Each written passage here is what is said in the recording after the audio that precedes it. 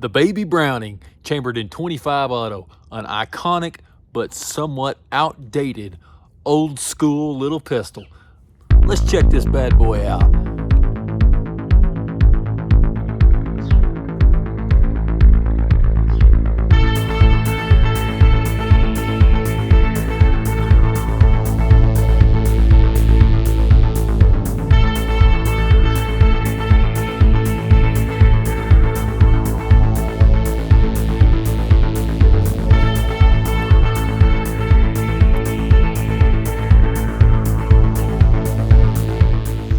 So the little Baby Browning, these things were produced around the 30s on up until basically 1968. They were all produced in Belgium, but the Gun Control Act in 1968, which was the biggest infringement Americans have ever had on their firearms rights, really knocked this out of production, because what America carries is really the big driving force in what is able to be produced globally. We're just the only ones that have a market for civilian firearms. Now, as stated, this is chambered in .25 auto, which is an extremely anemic round. This round actually probably packs a little bit less punch than a .22 long rifle. But we have to consider, whenever this little guy was made, the reliability of rimfire ammunition was really lacking. It was extremely unreliable. We've done a little bit better than that in modern times, and if somebody were to ask me for a recommendation, I would absolutely recommend probably a .22 long rifle before I recommended something like this. But in that era, the .25 and the .32 auto were just a popular choice. It's just a different time. This isn't actually the only .25 I have. I have this one here as well. This is just an old Army Gillespie. This thing's a piece of junk, man. I got it in a trade for something like 15 years ago. I don't even know where the magazine is for this thing, but it's just kind of a cool little thing that I like to keep around, just you know, as a collector's type thing. Now, in modern times with these, obviously we've got much better options, you know, that far and away beat that. And while it is a little bit smaller, nobody really has any trouble carrying something like an M&P Shield, or even, you know, the offerings from Kel-Tec and Ruger with the LCP or the P3AT, or even the PF9 and things like that. It's just the .25 auto is really usably obsolete cartridge. Now, with these, the ones made by Browning, these were probably the better quality of all the offerings out there. As you can see, this one was made in Belgium, and the quality of most of these was pretty poor. You really got stuck with something made by Browning or Colt, with these kind of being the upper end of that. I have noticed, I did get around and look these up on Gunbroker. Evidently the value on these is kind of coming back. People are starting to collect them a little bit, which is interesting to me, because I don't know. I mean, it's a nice engineered piece of equipment, but they're just not something that I'm interested in, really. And the only reason I actually have this thing is because it belonged to my granddad's mother.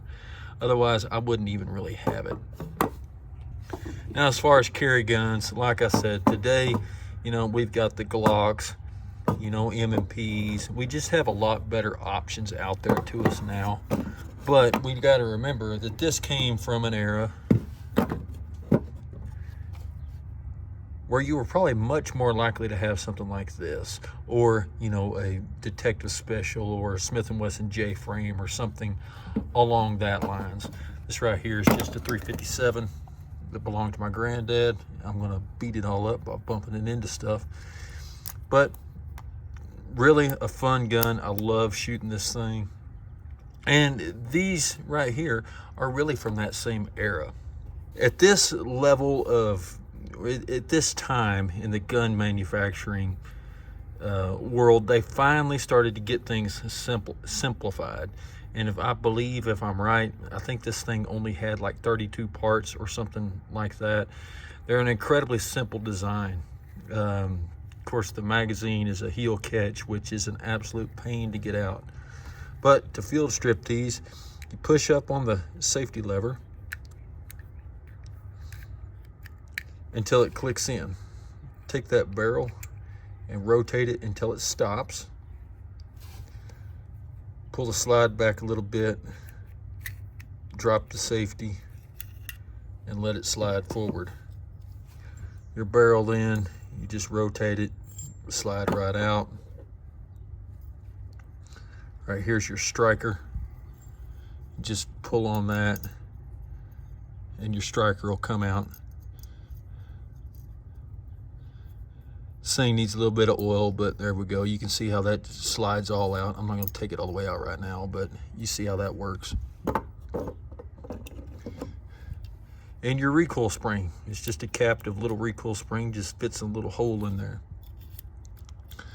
Now, most of these, this is a blowback operated pistol, and most all of these have a fixed barrel, but this one actually doesn't. You can see how it rotates in there. It's a non-moving barrel, but it's not a fixed barrel design, which I think is interesting.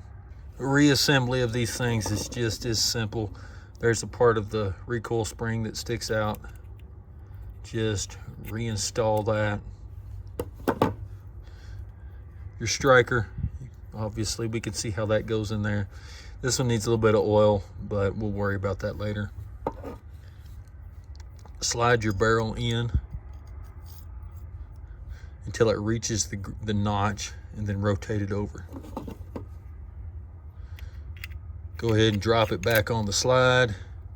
Make sure that your striker engages right there. Push it back till your safety is able to lock up. Readjust your barrel. Let the slide go forward. And this does have a magazine disconnect, so it will not operate without the magazine. But yeah, just an interesting little gun.